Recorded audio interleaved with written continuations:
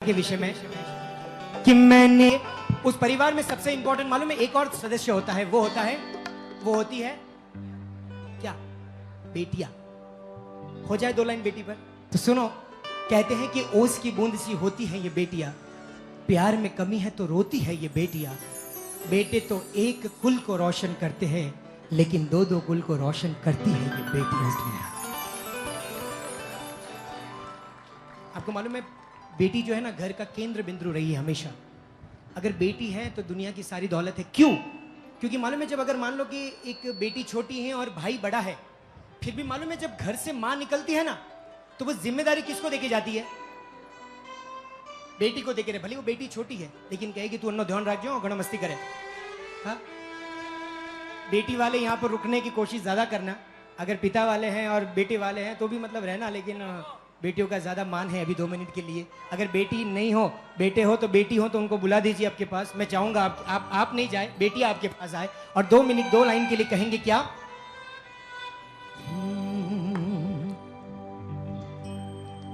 ओहो, एक दिन मेरे घर आई। आहा, आपको मालूम बेटी को ही लक्ष्मी का है। हमेशा घर में बेटी आती है तो संदीप भाई क्या कहते हैं, हम लोग क्या कहते हैं? लक्ष्मी आई। लेकिन कभी घर में बेटे ने जन्म लिया तो कभी कहां घर में नारायण आया?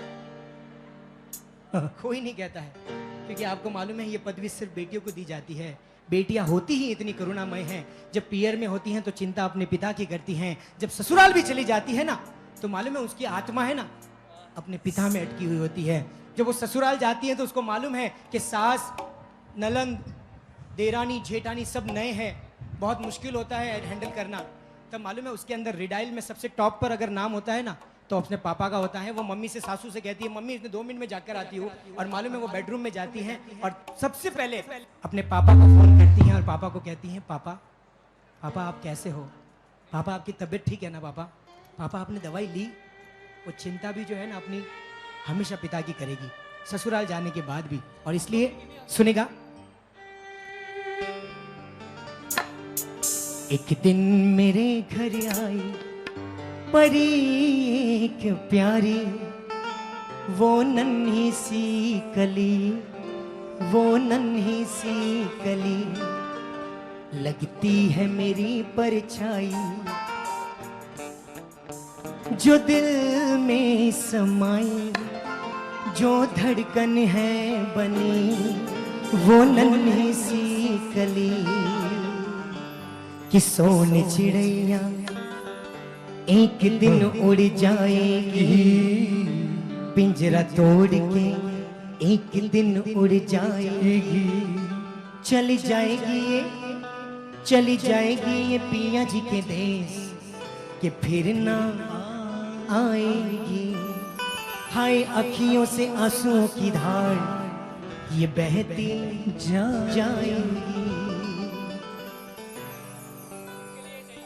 कि छोटी सी गुड़िया हो गई है कितनी बड़ी, छोटी सी गुड़िया हो गई है कितनी बड़ी, छोटी सी गुड़िया हो गई है कितनी बड़ी, छोटी सी गुड़िया हो गई है कितनी बड़ी, आ जाएगी जब विदा होने की घड़ी, आ जाएगी विदा होने की घड़ी, वो मैया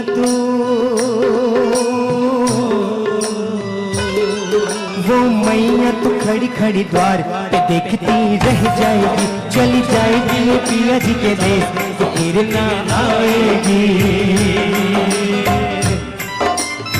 क्योंकि बेटी एक ऐसी होती है,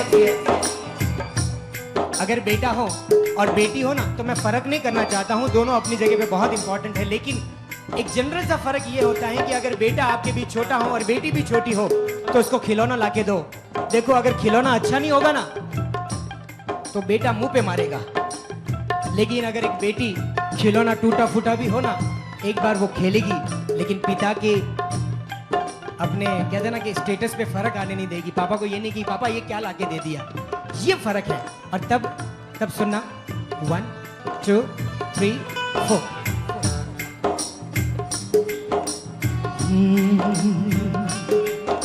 छोटी सी गुड़िया हो गई है कितनी बड़ी, छोटी सी गुड़िया हो गई है कितनी बड़ी, आ जाएगी जब विदा होने की घड़ी, आ जाएगी जब विदा होने की घड़ी। वो मैया तो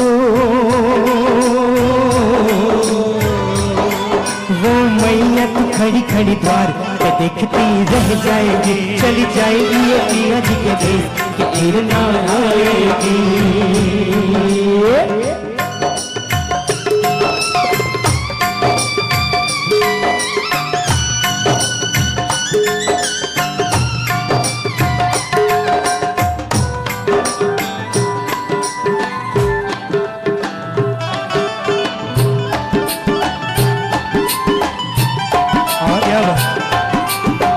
बाबुल की अंगना में नाजों फली, बाबुल की अंगना में नाजों फली, आज उस अंगना से एक दिन चली, आज उस अंगना से एक दिन चलेगी। बेटियां तो होती है पराई पराई। एक पिता कभी भी इमोशनल नहीं होता, देखना कभी भी इमोशनल नहीं होगा।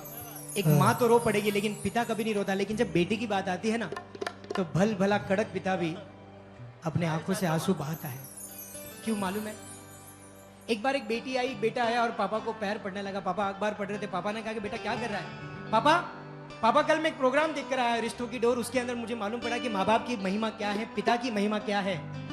बेटा क्या तू एक प्रोग्राम देख कर आया और तुझे मालूम पड़ गया कि मामा माता पिता की महिमा क्या है? एक काम कर बेटा, तू 10 मिनट 15 मिनट रुक, मैं आता हूं। वो पिता गए, 1 घंटे के बाद आए। वो बेटे ने एकदम चिल्लाते हुए कहा, बेटी ने चिल्लाते हुए कहा, पापा आपने मेरा 1 आवर पूरा बिगाड़ा है, 1 घंटा आपने मेरा बिगाड़ा है। आप कहां गए थे? पापा ने कहा कि बेटा तू 25 साल की उम्र में तुझे मालूम पड़ गया कि माता पिता क्या है बेटा। बस तेरी बात सुनकर मैं भी मेरे पापा के पास गया था बेटा, मैं उनको चरण स्पर्श करके आया और आ बेटा अब तू पैर पड़, अब मैं तुझे आशीर्वाद देने के लायक हुआ हूं। कभी कभी ऐसा लगता है ना कि कई लोग कंप्लेन करते हैं कि हमारे बच्चे सामने बहुत बोलते हैं, कई बार ऐसे बोलते हैं कि बहुत आर्ग्यू करते हैं। साहब गलती बच्चों की नहीं है, कभी कभी ऐसा लगता है कि गलती किसकी मालूम है? माता पिताओं की है। कैसे? मैं अब सवाल पूछता हूं कि आपने अपने माँ को, अपने बच्चों को गले लगाकर कितना समय हो गया है? तो वो कहते हैं कि हमें तो अतरो मोटो लड़ दो वेग्यो, अब इतना बड़ा हो गया, बड़ी हो गई, अब इसको क्या गले लगाना। यही हमारी बहुत बड़ी कमी है। जब किचन में एक थाली गिरती है ना, वो थाली मालूम है आवाज करती है, घूमती है घूमती है घूमती है घूमती है घूमती है घूमती है घूमती है घूमती घूमती है, और जब उसके ऊपर हाथ रखते हैं ना तो वो थाली भी शांत होती कि नहीं होती? जब भी आपका बेटा सामने बोले या बच्ची सामने बोले ना, कुछ मत करना, हक कर लेना, उसके सिर पे एक हाथ रख देना। मैं चैलेंज के साथ कहता हूं अगला शब्द उसके मुंह से आएगा ही नहीं साहब। हाँ, चैलेंज के साथ कहता हूं। और तब सिर्फ 2 लाइन और मिलकर कहेंगे क्या? बाबुल की